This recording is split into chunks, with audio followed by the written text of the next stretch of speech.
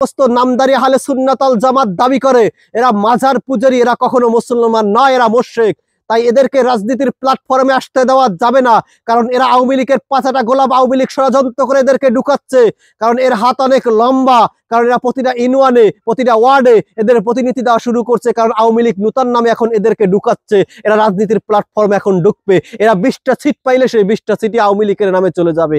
তাই আমরা চাই না আওয়ামী লীগের পুনরাবাসন হোক এই বাংলার জমিনে। আবার আওয়ামী লীগকে এই বাংলার জমিন থেকে যে পালিয়ে যেতে বাধ্য হয়েছে মাজার পূজারী আহলে সুন্নাত ওয়াল জামাত দ্বারা দাবি করে, আসলে ওরা আহলে সুন্নাত ওয়াল জামাতের কেউ নয়, ওরা মাজার পূজারী মুশরিক। ওদেরকে এই বাংলার জমিন থেকে আওয়ামী লীগের মতো পালিয়ে যেতে হবে। আসসালামু আলাইকুম ওয়া রাহমাতুল্লাহ।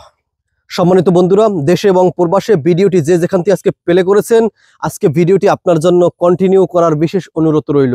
কারণ আজকে ভিডিওতে আপনাদেরকে আমি জানিয়ে দেব আওয়ামী লীগ একটি নতুন দল নিয়ে এই বাংলার জমিনে প্রতিষ্ঠিত হচ্ছে।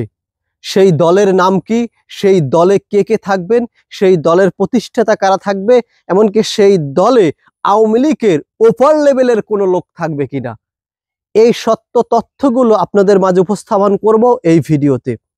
অনেকেই ভিডিওটি দেখেছেন, ভিডিওর মাধ্যমে অনেক জায়গায় আন্দোলন হয়েছে।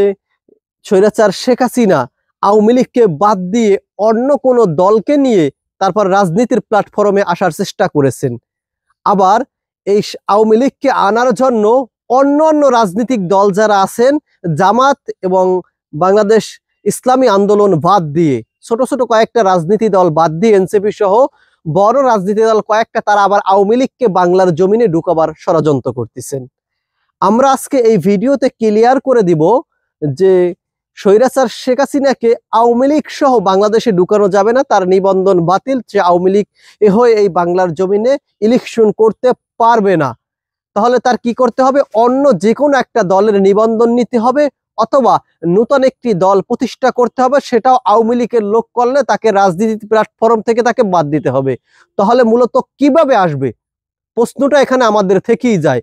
তাহলে আওয়ামী লীগ কিভাবে এসে পুনরায় আবার রাজনীতি করবে? শেখ হাসিনা কি আসবে, না শেখ হাসিনার মাধ্যমে কেউ বাংলার জমিনে রাজনীতির চাল চালবে?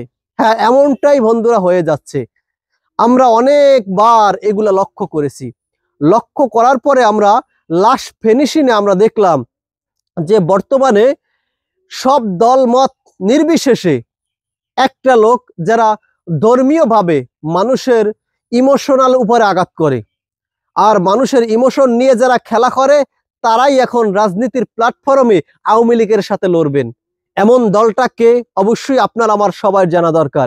যারা মানুষের ইমোশন নিয়ে খেলছে, যারা এই বাংলার জমিনে মানুষের হাজার হাজার লক্ষ লক্ষ মানুষের ইমোশন নিয়ে খেলছে, এমন মানুষ এখন বর্তমানে ইসলামী প্ল্যাটফর্মে ইসলামী স্কলার হিসাবে শত শত লোক যাদের আছে, তারাই এখন আওয়ামী লীগের হাত ধরে পুনরায় আবার আওয়ামী লীগকে প্রতিষ্ঠিত করবে নতুন রূপে।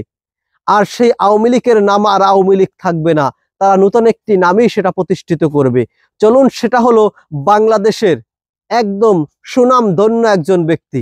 আপনারা তো চিনেন, আদ্রসি দরবার শরীফ চিনেননি?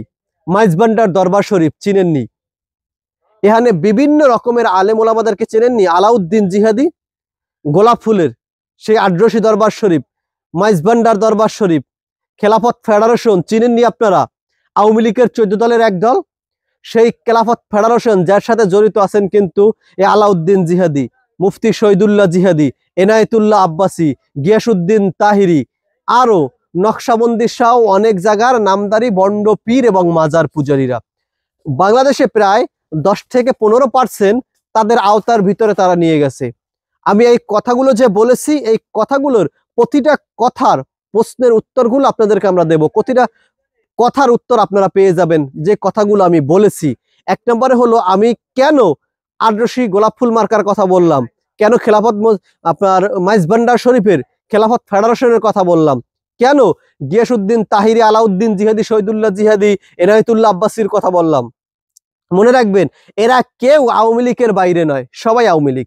আওয়ামী লীগ এখন সরাসরি এখানে ঢুকতে পারে না, বা ঢোকার তার কোনো অপশন নেই, কারণ তার নিবন্ধন বাতিল। সে রাজনীতির প্ল্যাটফর্মে সরাসরি জয়েন হতে পারবে না। সে শত শত হাজার হাজার মায়ের মুখ খালি করেছে, এজন্য তার নিবন্ধন বাতিল করা হয়েছে। কিন্তু প্রশ্নটা এখানে নয়, প্রশ্ন হয়েছে আওয়ামী লীগকে পুনরায় প্রতিষ্ঠিত করার জন্য বড় রাজনৈতিক দল তাদেরকে চাচ্ছেন, যারা শরিয়া আইনে বিশ্বাস করে না, কিন্তু ইসলামী সংগঠনগুলো তাকে চায় না, এনসিপিও তাকে চায় না। কিন্তু যারা তাকে চাচ্ছেন এখন আওয়ামী লীগকে পুনরায় ঢুকাবার জন্য নতুন একটি নামে, নতুন একটি দলে, নতুন কিছু লোক সেখানে কাজ করতেছে। আপনারা লক্ষ্য করে দেখবেন যে বাংলার জমিনে প্রায় 64টা জেলা, আর এই 64টা জেলার ভিতরে প্রতিটা জেলায়, প্রতিটা থানায়, প্রতিটা উপজেলায়, প্রতিটা ইউনিয়নে, প্রতিটা ওয়ার্ডে প্রতিনিধি দেওয়া শুরু করবেন। ইতিমধ্যেই সেটা ঘোষণা দিয়েছেন গিয়াসউদ্দিন আত-তাহিরি। তার মুখ ফুসকে এই কথাটা বের হয়ে গেছে। সে বলেছেন প্রতিটা ইউনিয়নে, প্রতিটা ওয়ার্ডে, প্রতিটা থানায়, প্রতিটা উপজেলায়, প্রতিটা জেলায় তাদের প্রতিনিধি দিতে হবে। তাদের রাজনীতির প্ল্যাটফর্মটা অনেক উপর লেভেলে তারা নিয়ে যাবেন, এই কথাটা বলে আসছেন। এই কথাটার পিছনের দিকে যদি আপনারা তাকান, যে আওয়ামী লীগ এখন ঢুকতে পারবে না, তাই আওয়ামী লীগের সাথে অনেকবার এই গিয়াসউদ্দিন তাহিরি যেহেতু পুরোপুরিভাবে জড়িত, তার সাথে মিটিং হয়েছে, মানুষের ধর্মীয় অনুভূতিতে কাজে লাগিয়ে তারপরে তারা এখন একটা নতুন সংগঠন তারা তৈরি করবে। যে সংগঠনের নামও তারা নতুন ভাবে দিবে, আহলে সুন্নাত ওয়াল জামাতের সংগঠন হিসাবে একটা ব্যানার লাগিয়ে তারা নেবে, একটা নাম দিবে। সেই নামের নিচে আহলে সুন্নাত ওয়াল জামাত উপরে লেখা থাকবো, আর সেখানে যোগদান করবেন ওয়ার্ড, ইউনিয়ন, থানা, জেলা, উপজেলা, সবখানে তাদের প্রতিনিধি তারা দেওয়া শুরু করবে। সেই প্রতিনিধির শতকরা 90% থাকবে আওয়ামী লীগের লোক।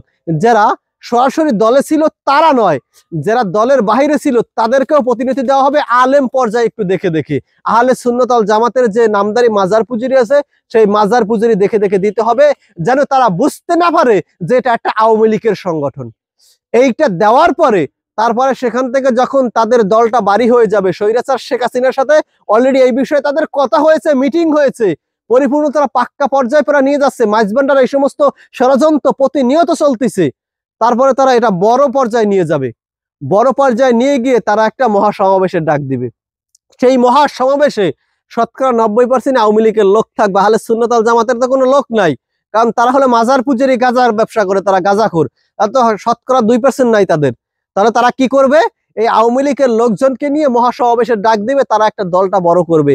আর যখন তারা ইলেকশন বা তারা বড়দের আন্দোলন করে যখন রাজনীতির প্ল্যাটফর্মে তারা ওঠার চেষ্টা করবে, তার পিছনে সরাসরি হাত থাকবে স্বৈরাচার শেখ হাসিনার। আর তারা যদি কোনো মতে এই বাংলার জমিনে এই আওয়ামী লীগকে প্রতিষ্ঠা করার জন্য আবার অন্যান্য কয়েকটি দলকে তারা একত্রিত করে তারা যদি 20টা সিটও পায়, তারা সেই 20টা সিট কিন্তু আওয়ামী লীগের সিট হবে।